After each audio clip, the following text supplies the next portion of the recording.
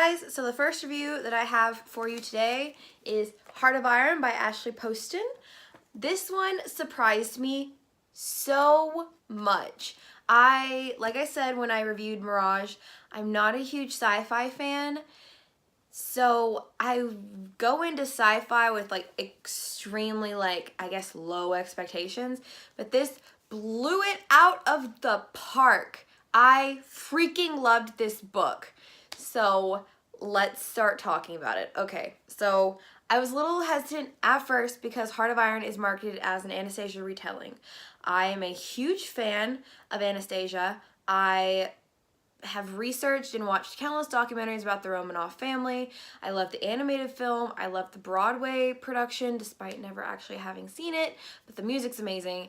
So I was really hesitant that it wasn't going to do it justice, and oh my goodness was I surprised.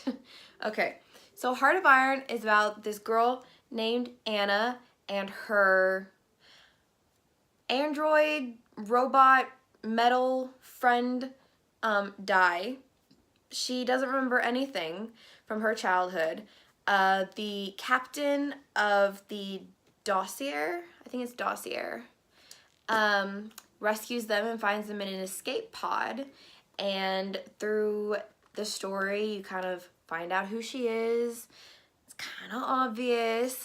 And you see her relationships with the crew and stuff. So, first we're going to talk about characters. I like Anna, and it's very obvious that she's Anastasia in the whole, since it's an Anastasia retelling. Di, I really like Di, although I'm not quite keen on the relationship between him and Anna, because he's an android, and it weirds me out. That's like the one downside that I didn't like about this book, is that I'm not really too keen on the whole human-android relationship, even though I know that that's like a huge trope that's in sci-fi novels, which is probably why I get really turned off by them very quickly, because I'm like, I don't know, it just weirds me out for various reasons that I don't really want to discuss at this time.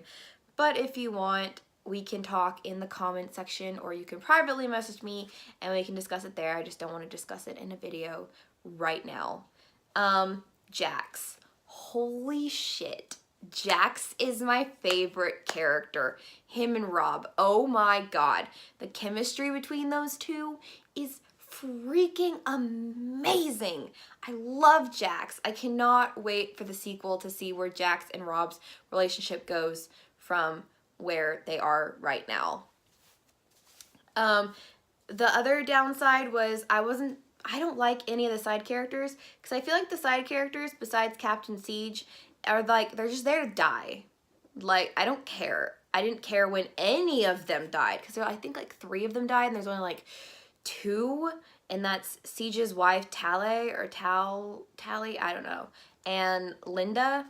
But the other people, I didn't care. I feel like they were just there to die. In terms of comparisons to characters from Anastasia, or supposedly in real life, Anna's obviously Anastasia. I mean, it's obvious, except her name's Anake or Anaki in this book or something like that. Di has to be Dimitri, which when we get into the spoiler section, I will explain more about that.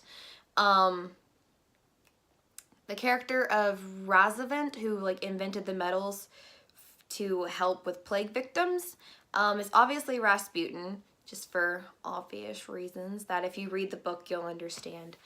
I don't think Rob or Jax were really based on anybody, which I was okay with that because I freaking loved them. They're my favorite characters.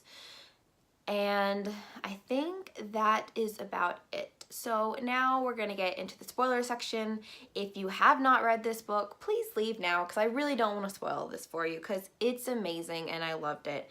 So first we're gonna look at the little character sheet that if you got this in, I don't remember what month, it was the Across the Universe box for Owlcrate.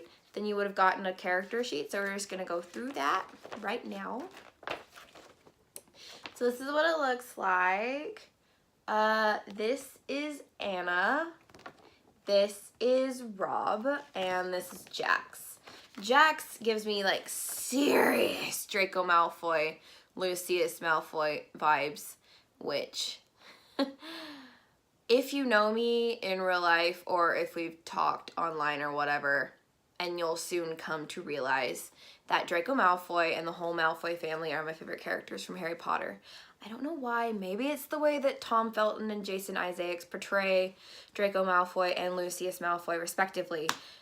I really like them, and they're kind of attractive and really hot, even though Jason Isaacs is like old enough to be my dad, but I don't care. Forget about that. And then this person right here, I was so confused when I was first reading this book, because I kept looking at this to kind of like refresh my memory on like what the characters looked like, and I was so confused as to who the redhead was. I was like, who the hell is this? It's not Di. It can't be Di, because Di doesn't really have a human body. But you figure out that Di is actually Razavent's son. Like, he uploaded his son's consciousness into Di's body, and then Rob transfers his consciousness from Di's old body into the metal that Razavent makes to seem more human. I kind of saw this coming, like, I think about like 20 or 30 pages before it was like revealed. It was when Di was putting on Razavent's son's uniform, and they mentioned that his son was a good medic, and that's kind of Di's job on the dossier.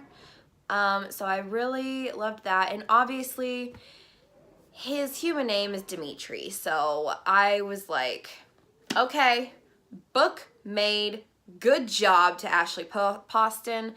I was surprised. I loved the little nods to Anastasia in this book.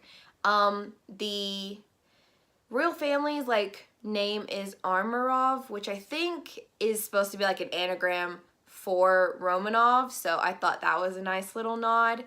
But we need to talk about what happened to Rob in the end. I thought Rob deserved so much better than what happened. I mean, I love that he had this whole redemption arc, how he went back for Anna, but in the process was injured and lost his freaking arm. I'm like, oh my God, my baby, what have you done? What have you done to my precious Rob? But seeing as this is like a sci-fi novel, I'm pretty sure he's gonna get like some type of like metal or prosthetic limb in the next book, which I can't wait for. The sequel, I think, comes out July of next year, so woo, we got a lot of time to wait. Thankfully, there are lots of other releases coming out in like the next month or 2 or 3 months to kind of like hold us over until the sequel. But yeah, this book surprised the hell out of me. I loved it, and like, given the chance, I would freaking read this again, purely because I loved the story. I loved the characters, aside from Di and some other characters. But holy crap, you guys need to read this. I loved it, and I'm gonna go before I start ranting again.